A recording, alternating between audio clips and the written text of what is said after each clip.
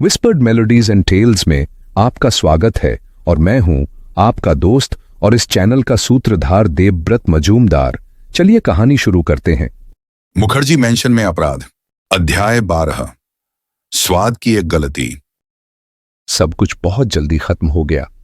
यह कहना असंभव था कि अंधाधुंध रोशनी के पीछे से आने वाली ठंडी निर्दयी आवाज सच बोल रही थी या नहीं, लेकिन परिस्थितियां ऐसी थीं कि उसे अनदेखा करना संभव था। छोटा सा समूह वहीं खड़ा था, हाथ सिर के ऊपर उठाए हुए। फिर पीछे पत्थर की गलियारे में तेजी से कदमों की आवाज गूंजी और उनके पूर्व कैदी उन्हें चारों ओर से घेरने लगे। जर्मन ने अपने सहायक के बारे में झूठ कहा था। वह आदमी जरूर दूसरे दरवाजे से घर में घुसा होगा और शराब की भट्ठी में बंद लोगों को आजाद कर दिया होगा। अब तुम ऊपर की मंजिल के एक कमरे में जाओगे जहां मेरे आदमी तुम्हें ले जाएंगे। यदि किसी ने भागने की जरा भी कोशिश की तो उसे तुरंत गोली मार दी जाएगी, और गोली मारना का मतलब है जान से मार देना। विलियम स्मिथ की आवाज उनके सामने अंधेरे में चमकती रोशनी की दीवार के पीछे से स्पष्ट सुनाई दी। उस आवाज की ठंडी भावहीन गूंज अभी भी वैसी ही थी जैसी पहली बार सुनने पर भयानक लगी थी, और पृथ्वीराज को उसके पीछे एक निराश्रित, भारी और बेजान चेहरे की कल्पना हुई जो एक मुखौटे जैसा था। उनके छोटे समूह की हिम्मत क्षणिक रूप से टूट गई। उन्होंने अपनी कोशिश की थी और उस क्षण असफल हुए जब उन्हें सफलता की पूरी उम्मीद थी। अब फिर से निहत्थे उन्हें घर के अंदर वापस भेज दिया गया और ऊपरी मंजिल के एक कमरे में रखा गया जो लंबी गैलरी के अंत में था, जहां भैरवनाथ मुखर्जी की बटलर के साथ लड़ाई हुई थी। यह एक लंबा संकरा कमरा था, ओक की लकड़ी से बना हुआ, लेकिन बिना चिमनी के, और रोशनी के लिए केवल एक संकरी लोहे की सलाखों वाली खिड़की थी। जैसे ही पृथ्वीराज अंदर गया उसे एक अजीब सी बेचैनी महसूस हुई। दूसरे कमरों में भागने की कुछ संभावनाएं थीं। इस कमरे में कोई नहीं थी। यह पूरी तरह खाली था और दरवाजा मोटी ओक की लकड़ी का बना था जिस पर लोहे की कीलें जड़ी हुई थीं। संदेह नहीं था कि इसे कभी निजी प्रार्थना कक्ष के रूप में इस्तेमाल किया गया होगा, शायद उन समयों में जब कुछ धार्मिक अनुष्ठान सलाखों के पीछे करने पड़ते थे। कमरे में रोशनी केवल एक तूफानी लालटेन से आ रही थी जिसे एक आदमी ने जमीन पर रख दिया था, जिससे कमरे में अजीबोगरीब परछाइयां पड़ रही थीं। कैदियों को कमरे के कोने में खड़ा कर दिया गया और दो आदमी उन पर लगातार बंदूकें ताने खड़े रहे। कौशिक घोष ने सौमित्र को एक कोने में बैठाया और सुनैना, जो अब भी धीरे धीरे रो रही थी, उसके पास बैठ गई और उसका सिर अपनी गोद में रख लिया। पृथ्वीराज तेजी से अपने कैदियों की ओर बढ़ा। यह बेतुका है, उसने कड़वे स्वर में कहा। या तो हमें श्री विलियम स्मिथ से नीचे जाकर मिलने दो या उन्हें यहां भेजो। अब समय आ गया है कि हम इस स्थिति को सही तरीके से समझें। एक आदमी हंसा। मुझे लगता है कि आपको एहसास नहीं है कि आप क्या कह रहे हैं, उसने एक असामान्य रूप से परिष्कृत आवाज में कहा। वैसे मुझे विश्वास है कि श्री विलियम स्मिथ कुछ ही समय में आपसे बात करने के लिए आ रहे हैं, लेकिन मुझे लगता है कि आपने इस स्थिति को पूरी तरह गलत समझा है। आपको हमारे प्रमुख की असाधारण शक्तियों का अंदाजा नहीं है। शुभेंदुनाथ ओक की दीवार से टिककर खड़ा था। उसकी बाहें सीने पर क्रॉस की हुई थीं और उसकी ठुड्डी नीचे झुकी हुई थी। शराब की भट्ठी की घटना के बाद से वह असामान्य रूप से गंभीर और चुप था। श्री भैरवनाथ भी असामान्य रूप से शांत थे और उनके चेहरे पर चिंता का भाव था। निशिगंधा और महुआ सेन एक साथ खड़ी थीं। वे स्पष्ट रूप से बहुत डरी हुई थीं, लेकिन उन्होंने कुछ कहा या किया नहीं। उसकी गोल आंखें आधी बंद थीं और उसका शरारती मुंह एक ओर टेढ़ा होकर ओ आकार में था, जिससे पृथ्वीराज और भी चिढ़ गया। अब सुनिए सर, कौशिक घोष ने कहा, अब समय आ गया है कि आप हमसे साफ साफ बात करें। आप चाहे अपराधी हों, लेकिन आप एक पागल की तरह व्यवहार कर रहे हैं। और रुक जाओ नौजवान। विलियम स्मिथ की भारी भावहीन आवाज बड़े कमरे में गूंज उठी और उसी क्षण कौशिक घोष को महसूस हुआ कि एक रिवॉल्वर की नली उसकी पसलियों से सट गई है। प्रशांत सन्याल क्रोध से जल रहा था और कौशिक घोष बहस करने के मूड में था। मुझे नहीं पता कि यह बेवकूफी भरा खेल क्या है, उसने कहा, लेकिन जो भी हो, अब इसे खत्म करने का समय आ गया है। तुम्हारा तथाकथित प्रमुख चाहे जो भी हो, लेकिन अगर वह सोचता है कि वह 9 सभ्य नागरिकों को हेनरीज आइलैंड की इस तटरेखा पर अनिश्चित काल तक कैद रख सकता है और इससे बच सकता है, तो वह पागल है। जब लोग हमारी तलाश शुरू करेंगे तब क्या होगा? पहले बोलने वाले व्यक्ति ने कोई जवाब नहीं दिया, लेकिन वह मुस्कुराया और उसकी मुस्कान बहुत भयावह और डरावनी थी। कौशिक घोष की आगे की बातें एकदम रुक गईं जब गलियारे में कदमों की आवाज गूंजी और स्वयं श्री विलियम स्मिथ दिखाई दिए। उनके पीछे जेसी हेनरी खड़ा था, जो अपनी हाल की मुसीबत से पीला और कठोर लग रहा था, लेकिन उसके चेहरे पर एक व्यंग्यात्मक मुस्कान थी। चुप रहो, किसी ने उसके कान में फुसफुसाया, वरना यकीन मानो तुम गोली से उड़ा दिए जाओगे। कौशिक घोष बेबस होकर चुप हो गया और जर्मन बोलता रहा। वह अब भी बिना पलक झपकाए भावहीन चेहरे के साथ खड़ा था। उसकी भारी लालिमा लिए चेहरा उस अजीब रोशनी में गहरी छायाओं से घिरा हुआ था। उसने सबकी ओर बारी बारी से देखा, जैसे वह प्रत्येक को ध्यान से परख रहा हो, लेकिन उसके चेहरे या हाव भाव से यह अंदाजा लगाना असंभव था कि वह क्या निष्कर्ष निकाल रहा है। तो उसने कहा, जब मैं तुम सबको देखता हूं तो समझ आता है कि तुम सभी कितने युवा हो, और अब यह कोई आश्चर्य की बात नहीं लगती कि तुम इतने मूर्खतापूर्ण कार्य कर रहे हो। तुम अज्ञानता में हो, यही तुम्हारी सबसे बड़ी मूर्खता है। अगर तुम यहां मजाक उड़ाने आए हो। कौशिक घोष गुस्से से बोल पड़ा, लेकिन उसकी पसलियों पर दबी बंदूक ने उसे फिर से खामोश कर दिया और जर्मन उसी कठोर आवाज में बोलता रहा जैसे कोई बाधा आई ही ना हो। इससे पहले कि मैं तुम्हें बताऊं कि मैंने क्या तय किया है, उसने कहा, मैं चाहता हूं कि सब कुछ तुम्हारे लिए बिल्कुल स्पष्ट हो जाए। मैं यह इसीलिए कर रहा हूं क्योंकि मैं नहीं चाहता कि तुम में से कोई यह समझे कि मैंने अनुचित व्यवहार किया है। अब मैं शुरुआत से बताता हूं। शुक्रवार रात कर्नल नगेंद्र नाथ मुखर्जी की हत्या इस घर में हुई थी। जब तुम सब हॉल में लटकी उस प्राचीन कटार के साथ अंधेरे में खेल रहे थे, उसी कटार से उसकी हत्या हुई थी। यह सुनकर वहां खड़े कुछ लोगों के चेहरे पर आश्चर्य झलक उठा और जर्मन की तेज नजरें तुरंत उनके हाव भावों को भांप गईं। मैंने इस हत्या को छुपाया, उसने ठहर कर कहा, क्योंकि उस समय मेरे पास इसे छुपाने के कई ठोस कारण थे। नगेंद्र नाथ मुखर्जी मेरी सेवा में था और मैं अपने मामलों में किसी भी प्रकार का हस्तक्षेप, चाहे वह निजी हो या सरकारी, बर्दाश्त नहीं करता। इसके अलावा व्यक्तिगत रूप से यह मामला मेरे लिए अधिक मायने नहीं रखता था। लेकिन अब मैं यह साफ कर देना चाहता हूं कि भले ही मैं हत्यारे की पहचान न जानता हूं, लेकिन जिसने नगेंद्र नाथ मुखर्जी को मारा वह इस कमरे में मेरे सामने मौजूद है। उसका संकेत स्पष्ट था और युवाओं के बीच क्षण भर के लिए गुस्से की लहर दौड़ गई। हालांकि किसी ने कुछ कहा नहीं। जर्मन ने अपनी बेरहम ठंडेपन के साथ बात जारी रखी, लेकिन जैसा कि मैंने कहा, उसने अपनी टेढ़ी मेढ़ी अंग्रेजी में दोहराया, यह बात मेरे लिए ज्यादा महत्वपूर्ण नहीं है। मेरे लिए असली महत्व की चीज यह है, या तो हत्यारे ने मरने वाले के शरीर से कुछ दस्तावेज चुरा लिए, या फिर कर्नल नगेंद्र नाथ मुखर्जी ने वह कागजात किसी समय तुम में से किसी एक को सौंप दिए थे। वे दस्तावेज मेरे हैं, उनकी कीमत मेरे लिए 500 अरब से भी अधिक है। दुनिया में एक और व्यक्ति है, उसने आगे कहा, जिसके लिए वे दस्तावेज उतनी ही कीमत के होंगे। मुझे पूरा विश्वास है कि तुम में से कोई एक उस आदमी का एजेंट है। एक बार फिर उसने रुककर सामने खड़े लोगों के चेहरे पर नजर डाली और फिर संतुष्ट सा होकर आगे बढ़ा। तुम यह मानोगे कि मैंने अपनी संपत्ति वापस पाने के लिए हर संभव कोशिश की है, बिना किसी को नुकसान पहुंचाए, लेकिन शुरू से ही तुम सबने बेहुदा हरकतें की हैं। क्या मैं ये कह सकता हूं कि तुमने इस घर में बच्चों की तरह लुका छिपी का खेल खेला है? उसने पृथ्वीराज की ओर देखा और जोड़ा, तुम में से कुछ ऐसे भी हैं जिनसे मेरे पुराने हिसाब बाकी हैं। तुम्हारी तलाशी ली गई है, तुम पर नजर रखी गई है, फिर भी मेरे दस्तावेजों का कोई अता पता नहीं है। इसीलिए अब मैं तुम्हें आखिरी मौका देता हूं। उसका स्वर और भी ठंडा हो गया। कल सुबह 11 बजे मैं अपने साथियों के साथ इस घर से रवाना हो जाऊंगा।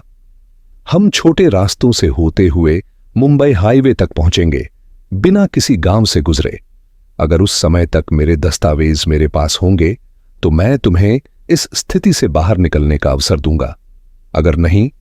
वह रुका और उन लोगों ने भयानक सजा का अंदेशा उसके शब्दों के निकलने से एक क्षण पहले ही लगा लिया था।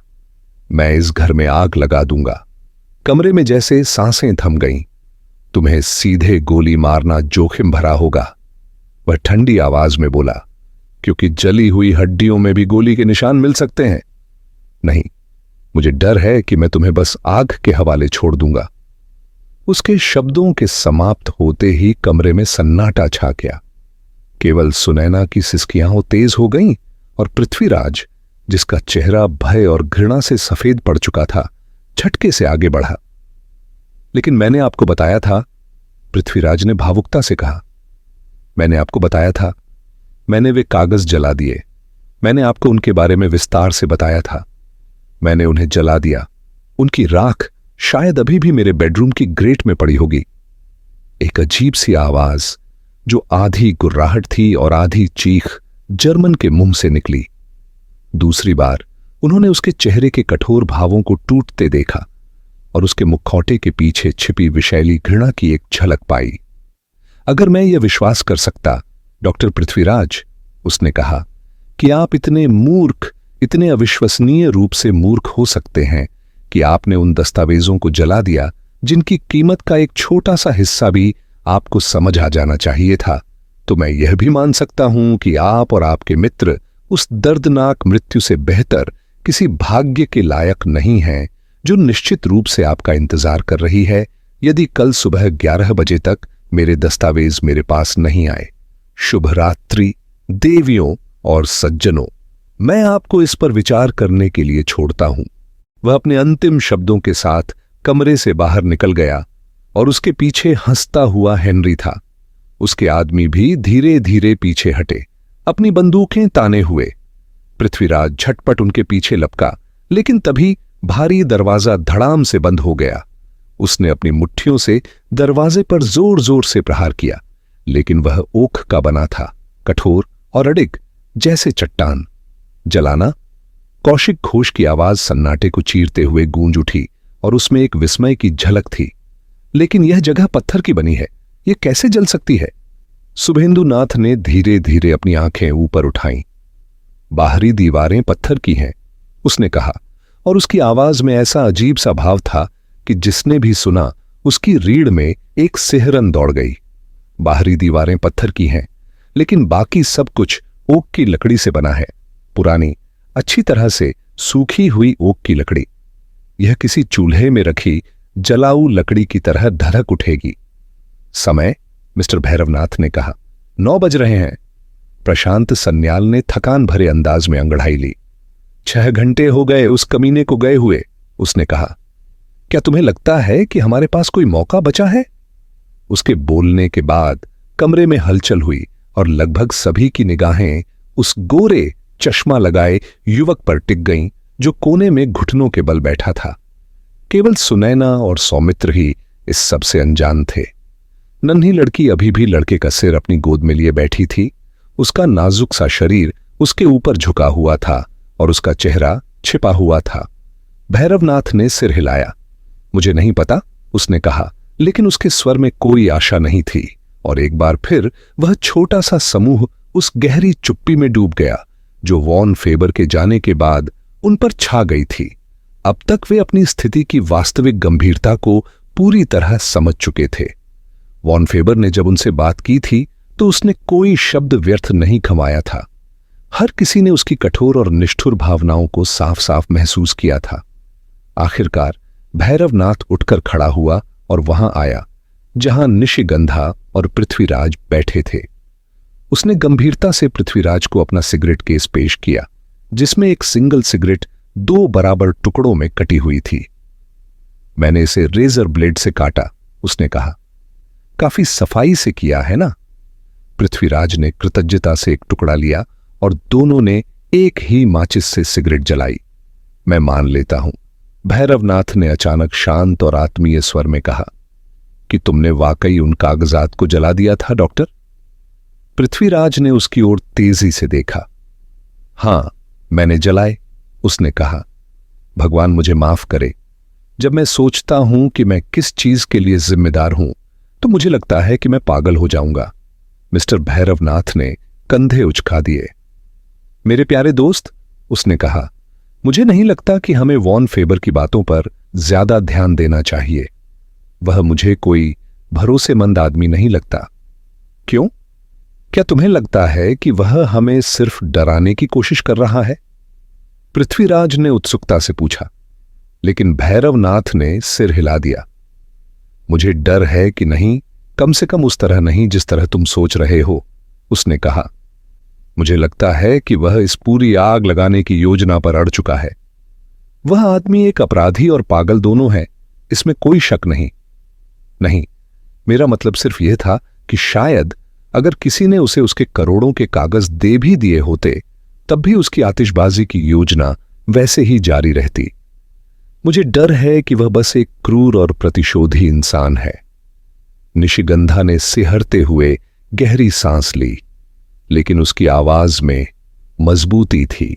क्या तुम्हारा मतलब है कि तुम्हें सच में लगता है कि वह हमें यहाँ ऊपर बंद करके घर में आग लगा देगा? भैरवनाथ ने पहले उसकी ओर देखा, फिर पृथ्वीराज की ओर। कोई अच्छा इंसान तो नहीं है ना? उसने बुदबुदाया। मुझे डर है कि हम फंस चुके हैं, जब तक कि कोई चमत्कार न हो जाए और गांव वाले जलती हुई हवेली को देखकर हमें बचाने आ जाएं, या फिर हमारे ऊपर वाले कमरे में बंद दोस्त का बेटा तय समय से पहले आ जाए। निशिगंधा चौकन्नी हो गई। मिसेस शोभा लकड़ा, मैं तो उसे भूल ही गई थी। तुम्हें क्या लगता है मिस्टर विलियम स्मिथ उसके साथ क्या करेगा? मिस्टर भैरवनाथ का स्वर गंभीर हो गया। मैं इसका अंदाजा लगा सकता हूं, उसने कहा, और उसके बाद कुछ देर तक कमरे में भयानक सन्नाटा छा गया। निशिगंधा अचानक फट पड़ी। लेकिन यह कितना भयानक है। मुझे यकीन ही नहीं हो रहा कि ऐसे लोग सच में मौजूद हो सकते हैं। मुझे लगा था कि हम सभ्य समाज में रहते हैं। मैंने सोचा था कि इस तरह की चीजें अब नहीं होती। मिस्टर भैरवनाथ ने गहरी सांस ली। ऐसा बहुत से लोग सोचते हैं। वे कल्पना करते हैं कि दुनिया एक सुव्यवस्थित जगह है जहां कोलकाता पुलिस और भारतीय सेना हमेशा सतर्क रहती है ताकि जो भी लड़ाई करे या गलत शब्द बोले उसे तुरंत सजा दी जा सके। मैं भी एक समय ऐसा ही सोचता था। शायद हर कोई ऐसा सोचता है, लेकिन असलियत में ऐसा नहीं है, तुम जानती हो। उदाहरण के लिए मुझे ही देख लो। कौन कल्पना कर सकता है कि मेरे भोले भाले चेहरे के पीछे एक चतुर अपराधी दिमाग छिपा हो सकता है? दोनों ने उसे कौतूहल निगाहों से देखा। किसी और परिस्थिति में वे शायद असहज महसूस करते, लेकिन पृथ्वीराज पहले बोले। मैं कहता हूं, उन्होंने कहा, अगर तुम्हें बुरा न लगे तो मैं पूछूं, आखिर किस चीज ने तुम्हें इस पेशे को अपनाने के लिए प्रेरित किया? मिस्टर भैरवनाथ ने अपनी बड़ी बड़ी ऐनक के पीछे से उल्लू जैसी गंभीरता के साथ उसकी ओर देखा। पेशा? उन्होंने नाराजगी से कहा, यह मेरा जुनून है। मुझे लगा कि किसी और चीज में मेरी कोई खास प्रतिभा नहीं है, लेकिन इस काम में मैं अपने परिवार की मामूली आमदनी को कुछ बेहतर बना सकता हूं। फिर उन्होंने अचानक निशिगंधा के चेहरे की ओर देखा और जल्दी से जोड़ा, बेशक, जैसा कि मैंने डॉक्टर को पहले बताया, मैं कोई अपराधी नहीं हूं। मेरा स्वाद बेहतरीन है। मेरी ज्यादातर डील्स रहस्यमयी होती हैं, न कि संदिग्ध। कभी कभी मैं सरकार के लिए भी कुछ काम करता हूं, हालांकि जाहिर है वह ईमानदार अपराधों की तरह फायदेमंद नहीं होता। यह काम तो बहुत ही आसान था, उन्होंने मुस्कुराते हुए कहा। मुझे बस इस हाउस पार्टी में शामिल होना था, एक बुजुर्ग सज्जन से चिट्ठियों का एक पैकेट लेना था और फिर Trincas night club, Park Street, Kolkata, hotel लौटकर अपने क्लाइंट को सौंप देना था। 5 लाख रुपया और सब साफ सुथरा मजा, कोई दिमागी मेहनत नहीं। वह हंसे, लेकिन फिर सिर हिलाते हुए बोले, मुझे मालूम था कि यह जोखिम भरा हो सकता है। जब मैं यहां पहुंचा तभी मुझे थोड़ा अंदाजा हो गया था, लेकिन मैं यह नहीं सोच सकता था कि यह इतनी गंभीर स्थिति बन जाएगी। मेरा उज्ज्वल भविष्य अब खतरे में है। वह हल्के फुल्के अंदाज में बोले, लेकिन उनके चेहरे पर कोई बेरुखी नहीं थी। पृथ्वीराज को अचानक एहसास हुआ कि वह शायद उन्हें हौसला देने की कोशिश कर रहे थे। कुछ देर की चुप्पी के बाद भैरवनाथ ने अचानक कहा, आखिर मुझे समझ नहीं आता कि यह जगह वैसे जल कैसे सकती है जैसा उसने कहा। और मैं जानता हूं कि लोग जलते हुए घरों से बच भी सकते हैं, मैंने फिल्मों में देखा है। उनकी बात पूरी भी नहीं हुई थी कि दरवाजे पर जोरदार धमाका हुआ। पूरे कमरे में खामोशी छा गई और फिर एक ठंडी सधी हुई आवाज गूंज उठी जो सबको स्पष्ट सुनाई दी। तुम्हारे पास सिर्फ एक और घंटा है, वह आवाज बोली, मिस्टर विलियम स्मिथ की संपत्ति लौटाने के लिए। अगर वह हमें नहीं मिली तो यह भी उन्हीं पुरानी हवेली की आगजनी घटनाओं में से एक बन जाएगी जो हाल ही में इतनी आम हो गई हैं। यह जगह बीमा कवर में नहीं है, इसलिए कोई इसकी तहकीकात करने की जहमत भी नहीं उठाएगा। कौशिक घोष ने पूरी ताकत से दरवाजे पर धक्का मारा, लेकिन बाहर से एक हल्की हंसी सुनाई दी। हमने तुम्हारी पिछली रात दरवाजा तोड़ने की कोशिशें सुन ली थीं। वह आवाज फिर गूंजी। मिस्टर विलियम स्मिथ को अपने दरवाजे की मजबूती पर पूरा भरोसा है, लेकिन उन्होंने एहतियात के तौर पर इसे और मजबूत करवा दिया है। और जैसा कि तुम्हें शायद अब तक पता चल गया होगा, दीवारें भी पार नहीं की जा सकती और खिड़कियां भी तुम्हारे किसी काम की नहीं हैं। हरामजादे, प्रशांत सन्याल ने गुस्से में कोने से चिल्लाया।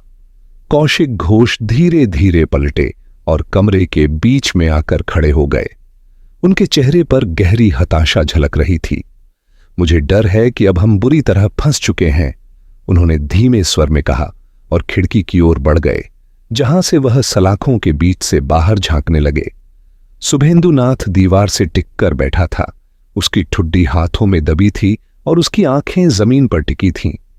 न वह हिला, न ही उसने कोई शब्द कहा। पृथ्वीराज को फिर से उस बड़े खाने के हॉल में टंगे पारिवारिक चित्रों की याद आ गई। वह भी उसी पुरानी हवेली का एक हिस्सा लग रहा था, बिना हिले डुले, बस अंत की प्रतीक्षा करता हुआ। तभी निशिगंधा ने अचानक सिर उठाया। कितना अजीब है ये सोचकर कि यहां से कुछ ही मील की दूरी पर सब कुछ पहले की तरह सामान्य रूप से चल रहा है। मैंने अभी कहीं दूर एक कुत्ते के भौंकने की आवाज सुनी। यह अविश्वसनीय है कि हमारे साथ इतनी भयावह चीज हो रही है और कोई भी इतना पास नहीं है कि हमें बचा सके।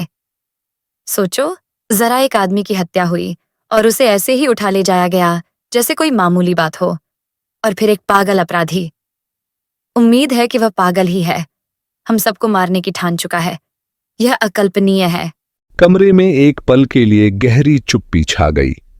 फिर भैरवनाथ ने पृथ्वीराज की ओर देखा।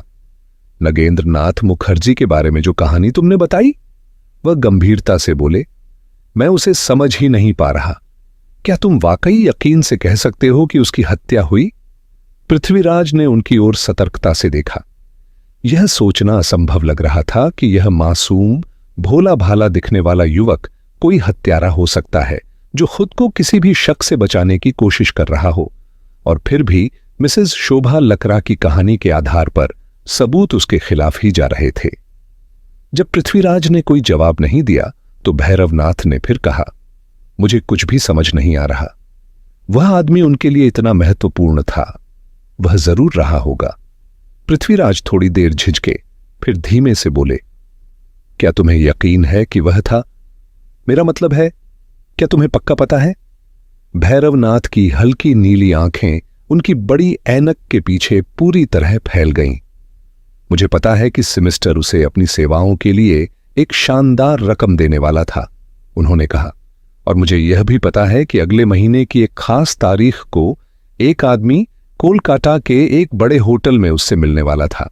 वह आदमी पूरे भारत में भेष बदलने में सबसे बड़ा उस्ताद है और उसका काम यह था कि वह उस बुजुर्ग को एक नया चेहरा दे, कुछ और चतुर तरकीबें आजमाए और फिर उसे पहले ट्रांस अटलांटिक जहाज के लिए टिकट, पासपोर्ट, पारिवारिक इतिहास और एक सुंदर भतीजी के साथ रवाना कर दे। बेशक वॉन फेबर को यह सब नहीं पता था, लेकिन मान लो उसे पता भी चल जाता, तब भी वह उस बुजुर्ग को चाकू क्यों घोंपता, समझ में नहीं आता। और फिर वह हमें इस झंझट में क्यों फंसाना चाहता है? यह कोई ऐसी बात नहीं है जिसे वह हमारे सामने साबित कर सके। मुझे समझ नहीं आ रहा कि वह क्या चाहता है। यह उसकी आत्मा को हल्का करने की कोई चाल तो नहीं हो सकती, है ना? पृथ्वीराज चुप ही रहे। वह उस बूढ़ी औरत की अजीब लेकिन प्रभावशाली कहानी को नहीं भूल पा रहे थे। भैरवनाथ के तर्क ने भी इस कहानी की सच्चाई को और मजबूत किया था, लेकिन जितना अधिक वह अपने बगल में बैठे आदमी के बारे में सोचते, उतनी ही यह पूरी बात असंगत लगने लगती। तभी खिड़की के पास खड़े कौशिक घोष के मुंह से एक घुटी हुई चीख निकली, जिसने सबको खड़ा कर दिया। हरामखोर! उसने कड़वाहट से कहा। उसकी आंखें चमक रही थीं और चेहरा सफेद पड़ गया था।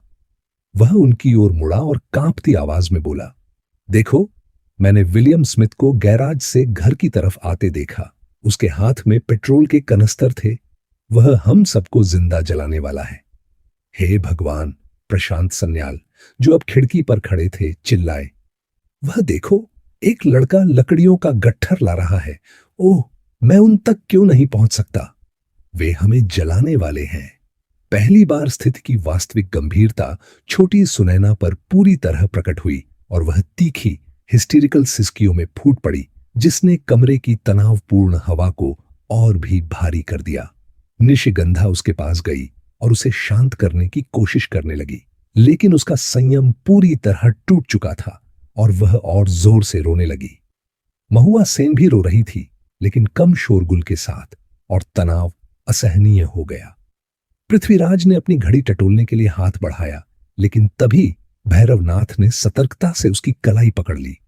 इस प्रक्रिया में उसकी कोट की आस्तीन थोड़ी ऊपर खिसक गई और पृथ्वीराज को उसकी कलाई घड़ी की डायल दिख गई। 11 बजने में सिर्फ 5 मिनट बचे थे। उसी पल दरवाजे के बाहर फिर से किसी के कदमों की आहट सुनाई दी, और इस बार आवाज जेसी हेनरी की थी। यह तुम्हारा आखिरी मौका है, उसने ठंडे स्वर में कहा। 3 मिनट में हम घर छोड़ देंगे, बाकी तुम जानते ही हो। मिस्टर विलियम स्मिथ को क्या जवाब दूं? उसे कह दो कि जल जाए और भाड़ में जाए, कौशिक घोष ने चिल्लाकर जवाब दिया। बिल्कुल सटीक जवाब, भैरवनाथ ने धीरे से कहा, लेकिन इस बार उनकी आवाज में वह चिर परिचित हल्कापन नहीं था, और कमरे में गूंजती सिसकियों ने उनके शब्दों को लगभग डुबो दिया। और फिर अचानक कहीं दूर खेतों के पार से एक आवाज आई, जिसे कमरे में मौजूद हर व्यक्ति पहचानता था। यह एक ऐसी आवाज थी जिसने सभी को तुरंत खड़ा कर दिया। उनके चेहरों पर खोया हुआ रंग लौट आया और वे सभी खिड़की की ओर दौड़े। उनकी आंखों में एक नई उम्मीद चमक उठी। यह शिकारियों की बिगुल की पतली दूर दूर से आती आवाज थी। कौशिक घोष, जिसने अपना सिर खिड़की की सलाखों के बीच फंसा लिया था, खुशी से चीख पड़ा, हंटर्स, भगवान की कसम, वे हैं। हाँ, देखो, वह झाड़ियों के पीछे वह लाल रंग का धब्बा देखा, वह था। देखो, वह आ रहा है। उसकी आवाज उत्तेजना से कांप रही थी और उसने लोहे की सलाखों के बीच से खुद को जबरदस्ती निकालने की कोशिश की। वो रहा, उसने फिर कहा। और हां, देखो देखो, पूरा जिला उसके पीछे है। वे अब पार्क में हैं। हे भगवान, वे सीधे हमारी ओर आ रहे हैं। जल्दी उन्हें आवाज दो, नहीं तो वे निकल जाएंगे। कैसे उनका ध्यान खींचे? चिल्लाओ, कुछ तो बोलो, वे किसी भी पल यहां होंगे। मुझे लगता है, एक शांत लेकिन गहरी तनी हुई आवाज गूंजी। ऐसे हालात में एक जोरदार व्यूहल्लो दिया जा सकता है। जल्दी, अब तैयार हो, सब मिलकर जोर से चिल्लाओ। शोर हवा में गूंजता रहा और फिर कमरे में सन्नाटा छा गया। एक बार और, पूरी ताकत लगा दो। भैरवनाथ की आवाज फिर से आई। एक और दिल दहला देने वाली मदद की गुहार पूरे जोश के साथ हवा में गूंज उठी। और फिर से सन्नाटा। कौशिक घोष ने अचानक अपनी सांस खींची। उन्होंने सुन लिया। उसने बेहद उत्तेजित आवाज में कहा, एक आदमी हमारी तरफ आ रहा है। मैं उसे क्या चिल्लाकर बताऊं? कौशिक घोष ने घबराकर कहा, जब अकेला घुड़सवार घास के मैदान में घर की ओर सरपट दौड़ता आ रहा था। मैं पूरी कहानी तो नहीं उगल सकता। चिल्लाओ, हम कैदी हैं, प्रशांत सन्याल ने सुझाव दिया, और भगवान के लिए हमें यहां से निकालो। यह तो कोई जवान लड़का लग रहा। कौशिक घोष बुदबुदाया, अच्छी तरह घुड़सवारी करता है, ठीक ठाक इंसान लगता है। अब देखता हूं। उसने अपना सिर खिड़की की सलाखों से जितना बाहर निकाल सकता था निकाला, और उसकी साफ आवाज घास के मैदान में गूंज उठी। हेलो, हेलो, हे इन लो, ऊपर देखो, ऊपरी खिड़की पर। हम कैदी हैं। यहां एक पागल आदमी है जो घर जलाने वाला है। भगवान के लिए किसी को बताओ और हमें बाहर निकालो। कुछ देर चुप्पी रही।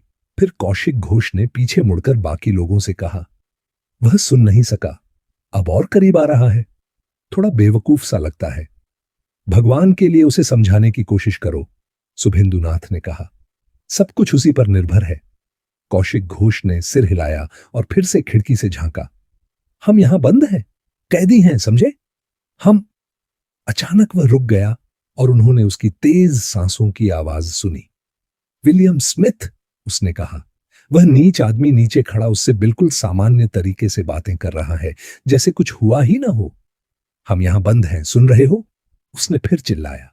वह आदमी पागल है, अपराधी है। भगवान के लिए उसकी बातों पर ध्यान मत दो। वह हांफता हुआ रुका और फिर उन्होंने नीचे से भारी जर्मन लहजे में किसी की आवाज सुनी जो गुस्से को दबाने की कोशिश कर रही थी। मैं तुम्हें बताता हूं कि मैं एक डॉक्टर हूं। ये दुर्भाग्यशाली लोग मेरी देखरेख में हैं। ये बेचारे मंदबुद्धि हैं। तुम इन्हें उत्तेजित कर रहे हो। कृपया तुरंत यहां से चले जाओ। मैं अपने परिसर में तुम्हारी उपस्थिति बर्दाश्त नहीं कर सकता। तभी एक युवा आवाज, जिसे सुनकर विश्वास नहीं होता कि कोई इतना कुलीन लहजा अपना सकता है, ठहराव के साथ बोली। मुझे खेद है, मैं तुरंत चला जाऊंगा, निश्चय ही। मुझे यह पता नहीं था कि आप अहम पागल लोगों को यहां रखते हैं, लेकिन इन्होंने तो शिकार के लिए दी जाने वाली व्यू हल्लों की पुकार लगाई थी, तो स्वाभाविक रूप से मुझे लगा कि उन्होंने कुछ देखा है। कौशिक घोष कराह उठा। बाकी दल भी आ रहा है। शिकारी कुत्तों का झुंड अभी यहां से गुजरेगा। तभी मिस्टर भैरवनाथ की हल्की तिख्त आवाज बीच में आ गई। वह बेहद उत्तेजित थे। मैं इस आवाज को पहचानता हूं, वह उत्तेजना से बोले। यह तो पुराना नंदलाल है। एक सेकंड रुको। ये कहते ही वह झटपट कौशिक घोष के पीछे चढ़ गए और खिड़की की सलाखों से सिर बाहर निकाल लिया। नंदू, उन्होंने चिल्लाया। नंदलाल, तुम्हारा अपना छोटा मितान इन जेल की सलाखों के पीछे बुरी तरह मदद का मोहताज है। तुम्हारे दाएं ओर खड़ा बुजुर्ग शातिर आदमी है, सावधान रहना। हो गया काम। कौशिक घोष की आवाज में विजय की झलक थी। वह ऊपर देख रहा है। उसने तुम्हें पहचान लिया भैरवनाथ। हे भगवान, वह हिटलरी बंदूक निकाल रहा है। उसी समय जर्मन आदमी की आवाज अब गुस्से से गूंजती हुई फिर ऊपर आई। यहां से चले जाओ, तुम अतिक्रमण कर रहे हो। मैं बहुत गुस्से में हूं महोदय। यहां रुककर तुम बहुत बड़ी मूर्खता कर रहे हो। और फिर दूसरी आवाज शालीन और विरोध दर्ज कराती हुई। मेरे प्रिय महोदय, मेरे एक मित्र को आपने अपने घर में कैद कर रखा है। मुझे इसकी सफाई चाहिए। अच्छा किया नंदू, मिस्टर भैरवनाथ ने कहना शुरू किया, लेकिन उनके शब्द अधूरे रह गए जब जर्मन की गरजती आवाज फिर से नीचे से उठी। तुम मूर्ख हो। क्या तुम में से कोई यह नहीं देख सकता कि मैं गंभीर हूं? क्या यह तुम्हें सबक सिखाएगा? पिस्तौल की गोली चली और कौशिक घोष हक्का बक्का रह गया। हे भगवान, उसने उसे गोली तो नहीं मार दी? पृथ्वीराज भय से चीख पड़ा। कौशिक घोष चुप रहा और फिर हल्के फुल्के मिस्टर भैरवनाथ के मुंह से डर का एक धीमा स्वर निकला। उसे गोली मार दी? उसने कहा। नहीं, उस महामूर्ख ने शिकारी कुत्तों में से एक को गोली मार दी है। पैक के आखिरी छोर पर ही निशाना लगाया है। अरे, यहां शिकारी आ रहा है और उसके पीछे पूरा दल ऐसे उछलता आ रहा है जैसे शिवजी महाराज अपने पूरे रौब में हों। अब उसकी खैर नहीं। नीचे शोरगुल बढ़ता गया और भैरवनाथ मुखर्जी ने एक गुलाबी उत्तेजित चेहरा पीछे खड़ी चिंतित भीड़ की ओर घुमाया। नंदू जैसा मूर्ख कोई नहीं, उसने कहा। शिकारी कुत्ते को लेकर इतना परेशान हो गया कि मुझे ही भूल गया। वह वापस अपनी जगह देखने के लिए मुड़ा और अगले ही क्षण उसका स्वर हंगामे के ऊपर उत्साहपूर्वक गूंजा। मुझे लगता है कि वे पॉप्पा वॉन फाबर को फांसी देने वाले हैं। मुझे तो बड़ा मजा आ रहा है। अब जब खतरा उतना आसन्न नहीं था तो पूरी टोली की हिम्मत फिर से बढ़ रही थी। कौशिक घोष जोर से हंसा। भैरवनाथ, उसने कहा, यह देखो। ओह, मिस्टर भैरवनाथ ने मूर्खतापूर्वक कहा और चुप हो गया। सबसे जुझारू बूढ़ी औरत जो मैंने अपनी जिंदगी में देखी है, कौशिक घोष ने जोर से कहा। शायद कोई लेडी डायसो और सो होगी। अगर उसका वजन 1 औंस भी कम हुआ तो 14 स्टोन तो होगी ही, और उसका चेहरा उसके घोड़े जैसा ही है। भगवान, वह गुस्से में है। अरे, वह उतर रही है, वह उसकी तरफ आ रही है, मिस्टर भैरवनाथ चिल्लाया। ओह, इनकी पिंकी, भगवान स्वर्ग में है, दुनिया ठीक चल रही है। उसने उसे चेहरे पर अपनी चाबुक से मार दिया। नंदू! अंतिम शब्द उसने इतनी जोर से चिल्लाया कि उसकी गुहार पूरे हंगामे के बीच भी सुनाई दी। हमें यहां से निकालो और अपना ध्यान रखना, वे हथियारबंद और खतरनाक हैं। तुम्हारे साथ हूं मेरे बेटे। बाहर से आई उत्साहित आवाज ने उनके रोमांच को और बढ़ा दिया और कौशिक घोष खिड़की से पीछे हटा, सांस फूलती और चेहरा दमकता हुआ। क्या चमत्कार है, उसने कहा। एक स्वर्ग से भेजा गया शानदार चमत्कार। लगता है हमारे रक्षक देवदूत को भी मजाक पसंद है। हाँ, लेकिन क्या वे हम तक पहुंच पाएंगे? निशिगंधा ने घबराकर कहा। आखिरकार वे हथियारबंद हैं और मेरी प्रिय लड़की, तुमने देखा भी नहीं। कौशिक घोष उसकी ओर घूमा। वह आधे क्षेत्र के लोगों की हत्या नहीं कर सकता। घर के बाहर इतनी भीड़ है कि यह कोई घुड़सवारी का आयोजन लग रहा है। डैडी विलियम स्मिथ का डराने वाला स्टंट अब उसके ही गले पड़ गया है। पूरी शिकार पार्टी उसकी जान लेने पर तुली है। लगता है अब उसे बख्शा नहीं जाएगा। अरे, वे आ रहे हैं। अचानक बाहर कदमों की आहट हुई और फिर एक घबराई हुई आवाज स्पष्ट रूप से बोली, हे भगवान, ये केरोसिन की गंध कैसी है। फिर भारी दरवाजे पर जोरदार प्रहार हुए, चटखनी की किरचें गिरीं और दरवाजा भारी आवाज के साथ खुला। दहलीज पर नंदलाल खड़ा था, एक मिलनसार घुड़सवारी पसंद नौजवान, जिसकी नाक टूटी हुई थी लेकिन मुस्कान आकर्षक थी। उसके पीछे आधा दर्जन उत्साहित और भ्रमित घुड़सवार थे। मितान, ये क्या चल रहा है? उसने बिना किसी भूमिका के कहा। बाहर की गली पैराफिन में डूबी हुई है और सीढ़ियों पर लकड़ियों का एक पहाड़ खड़ा है। कौशिक घोष ने उसका हाथ पकड़ लिया। सारी बातें बाद में मेरे भाई, उसने कहा। अभी सबसे जरूरी काम यह है कि अंकल बोशे को भागने न दिया जाए। उसके साथ 10 लोग हैं, लेकिन वे उतने महत्वपूर्ण नहीं हैं।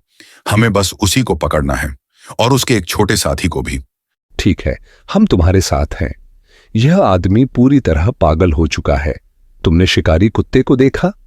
हां, कौशिक घोष ने शांत स्वर में कहा। लेकिन हमें अब उसे पकड़ना है। वह अपनी कार की ओर भागेगा। वह अभी वहां तक नहीं पहुंच पाएगा, नए व्यक्ति ने गंभीर स्वर में कहा। उसे सबसे पुराने सदस्यों की भीड़ ने घेर रखा है और वे सभी गुस्से से लाल हो रहे हैं, लेकिन फिर भी हमें नीचे जाना होगा। भैरवनाथ ने पृथ्वीराज से कहा, मुझे लगता है कि लड़कियों को बाहर निकाल लेना चाहिए। इस समय कोई गलती नहीं होनी चाहिए। बेचार सौमित्र को भी ले चलें, अगर मुमकिन हो। यह जगह बारूद की तरह जलने के लिए तैयार है। मैं तुम्हारी मदद करता हूं। उन्होंने लड़के को अपने बीच पकड़कर नीचे की ओर ले जाया। जैसा कि नंदू ने कहा था, गलियारों में पैराफिन की तीखी गंध थी और सूखी लकड़ियों के बड़े बड़े गट्ठर पूरी सीढ़ियों के रास्ते में रणनीतिक स्थानों पर रखे गए थे। यह स्पष्ट था कि हेर वॉन फाबर ने कुछ भी संयोग पर नहीं छोड़ा था। क्या नीच इंसान है, पृथ्वीराज ने बुदबुदाया। यह आदमी निश्चित रूप से पागल होगा। भैरवनाथ मुखर्जी ने उसकी ओर देखा। मुझे ऐसा नहीं लगता मेरे दोस्त, उसने कहा।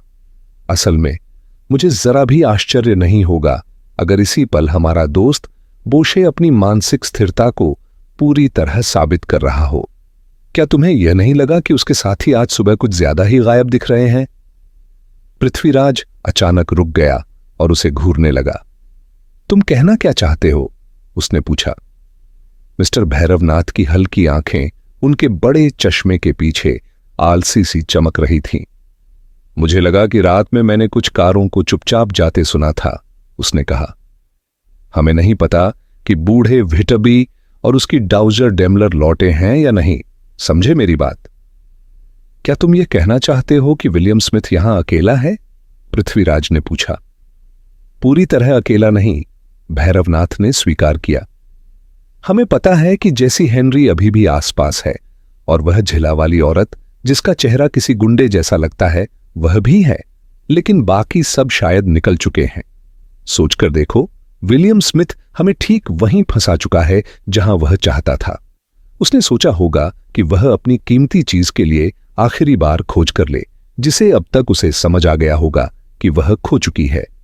फिर वह इस जगह को जलाने की तैयारी करता, उसमें आग लगाता और चुपचाप भाग जाता। जाहिर है वह नहीं चाहता था कि उसके साथी वहां खड़े रहें। यह काम उनके लिए भी कुछ ज्यादा ही घटिया है। और फिर अगर वे सब छोटे रास्तों से निकलते भी तो वह यह नहीं चाहता कि एक साथ 3 कारें मौके से भागती नजर आएं, है ना? पृथ्वीराज ने सिर हिलाया। समझ गया, उसने धीरे से कहा। और अब उसकी बात अचानक घास के मैदान से आई एक गोली की आवाज से कट गई, जिसके तुरंत बाद एक महिला की चीख सुनाई दी, जिसमें डर से ज्यादा गुस्सा था। पृथ्वीराज और भैरवनाथ ने अपने कंधे पर पड़े भार को बरामदे की छाया में रख दिया और सुनैना को उसकी देखभाल के लिए छोड़ते हुए तुरंत बाहर की ओर दौड़े। दृश्य अविश्वसनीय था। पुराने भयावह घर के सामने मोन्यूडॉन हंट की पूरी भव्यता और रंग बिरंगी भीड़ फैली हुई थी। कुछ ही क्षण पहले तक शिकार के अधिकतर सदस्य पीछे खड़े थे और अपराधी से बातचीत का काम मास्टर और कुछ वरिष्ठ सदस्यों को सौंपा गया था, लेकिन अब वहां पूरी तरह अफरा तफरी मची थी। स्पष्ट रूप से हेर वॉन फाबर ने अपनी लंबी और गर्मागर्म बहस का अंत एक रिवॉल्वर शॉट से किया था, जिसने चाहे जानबूझकर हो या संयोग से मास्टर की आस्तीन में एक छेद कर दिया था और आधे से ज्यादा घोड़े बुरी तरह बिदक गए थे। इसी अफरा तफरी का फायदा उठाकर वह गैराज की ओर भाग निकला। उसका भारी शरीर और उसकी लंबी सफेद सी बालों वाली उपस्थिति ठंडी सुबह की धूप में एक अजीब डरावनी छवि बना रही थी। जब पृथ्वीराज और भैरवनाथ घटनास्थल पर पहुंचे तब पहला झटका और घबराहट अभी खत्म ही हो रही थी। कौशिक घोष की आवाज उभरकर भीड़ के बढ़ते क्रोध को चीरती हुई आई। गैराज, जल्दी! उसने चिल्लाया और उसके अंतिम शब्द खत्म भी नहीं हुए थे कि एक इंजन की जोरदार गड़गड़ाहट सुनाई दी। फिर भारी दरवाजे जोर से टूटे और एक बड़ी लैनचेस्टर कार टॉर्पीडो की तरह बाहर निकली। उसमें 3 लोग थे, ड्राइवर विलियम स्मिथ और जेसी हेनरी। नंदलाल झट से अपने घोड़े पर चढ़ गया और 5-6 युवा शिकारियों के साथ तेज रफ्तार से घास के मैदान की ओर बढ़ा। उनका इरादा स्पष्ट था, अगर सब कुछ सही रहा तो वे ड्राइववे के कुछ आगे जाकर कार को रोक सकते थे। भैरवनाथ ने उन्हें चेतावनी देने के लिए जोर से चिल्लाया, लेकिन उनकी रफ्तार में उसकी आवाज खो गई। वह पृथ्वीराज की ओर मुड़ा। उसका चेहरा भय से सफेद और सख्त था। उन्हें पता ही नहीं, उसने कहा, और डॉक्टर उसके स्वर की गहरी भावना से हिल गया। वॉन फाबर किसी के लिए नहीं रुकेगा। ये घोड़े, भगवान, उन्हें देखो! नंदलाल और उसकी टोली ने अपने घोड़े सड़क पर खड़े कर दिए, सीधे उस तेज रफ्तार से आती कार के रास्ते में। भैरवनाथ ने बेतहाशा उन्हें चेतावनी देने के लिए चिल्लाया, लेकिन वे सुन नहीं सके। पूरे मैदान की आंखें इस दृश्य पर टिकी थीं, जबकि विशाल ग्रे कार और तेज होती जा रही थी, हर सेकंड और भयानक। भैरवनाथ जड़ हो गया। उसकी बांह सिर के ऊपर उठी हुई थी। वह उन पर सीधा हमला करेगा। उसने बुदबुदाया और अचानक सिर झुका लिया, जैसे अब और देखने की हिम्मत न हो। पृथ्वीराज भी उस क्षण जब यह अनिवार्य लगने लगा कि आदमी और घोड़े का मांस एक भयानक खूनी संघर्ष में बदल जाएगा, अनायास ही पलक झपकाने लगा। लेकिन उन्होंने घुड़सवारी के कौशल को नजरअंदाज कर दिया था। ठीक जब ऐसा लगने लगा कि कोई बचाव संभव नहीं, घोड़े बिधक गए और इधर उधर छिटक गए। लेकिन जैसे ही कार उनके बीच से गुजरी, नंदू की पतली फुर्तीली काया झपटी और उसकी चाबुक सीधे ड्राइवर के चेहरे पर जा लगी। कार एक झटके में आगे बढ़ी, घास के संकरे किनारे से फिसलकर एक छोटे से जल निकासी खाई में जा घुसी और फिर धमाकेदार धातु पिसाई की भयावह आवाज के साथ उलट गई। नमस्ते प्यारे दोस्तों, स्वागत है विस्पर्ड मेलोडीज एंड टेल्स में, जहां संगीत और कहानियां एक नई जिंदगी पाती हैं। अगर आपको दिल को छू लेने वाले गीत और मनमोहक कहानियां पसंद हैं, तो आप बिल्कुल सही जगह पर हैं। तो जल्दी से सब्सक्राइब बटन दबाएं और बेल आइकन को टैप करें, ताकि हर नया गाना और कहानी आप तक सबसे पहले पहुंचे। अगर आपको ये पसंद आया हो तो लाइक बटन दबाना ना भूलें। आपका एक लाइक हमारे लिए बहुत मायने रखता है और हमें और बेहतरीन कंटेंट बनाने के लिए प्रेरित करता है। आपके प्यार और सपोर्ट के लिए धन्यवाद। इसी तरह हमारे साथ बने रहें, सपने देखें, सुरों में खो जाएं और कहानियों की दुनिया में डूब जाएं। मिलते हैं अगले वीडियो में।